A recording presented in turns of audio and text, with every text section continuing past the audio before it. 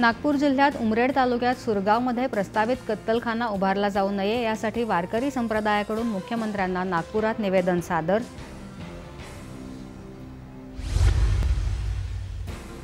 जालना जिल्हाधिकारी कार्यालयात पालकमंत्री अतुल सावे यांच्या हस्ते अमृत वृक्ष आपल्या दारी या योजनेअंतर्गत वनमहोत्सव 2024-25चं उद्घाटन।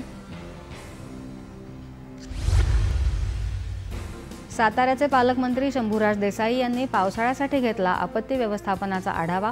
डोंगराळ भागात वाहतुकीसाठी खबरदारी घेण्याच्या दिल्या सूचना। अहमदनगर जिल्ह्यात शिर्डीमध्ये श्री साईबाबा संस्थानाच्या रुग्णालयात कर्करोगाचं तपासणी शिबिर संपन्न। खासगी कंपनीनं विनामूल्य उपलब्ध करून दिलं स्क्रीनिंग यंत्र।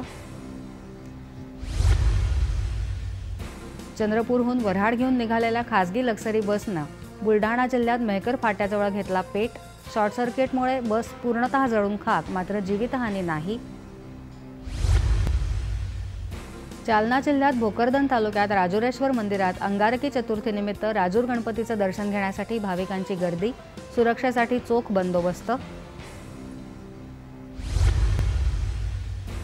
आणि छत्रपती संभाजीनगर जिल्ह्यात सोयगाव तालुक्यात सावळतबारा परिसरात झालेल्या मुसळधार पावसानं कपाशी आणि सोयाबीन पिकांचं मोठं नुकसान।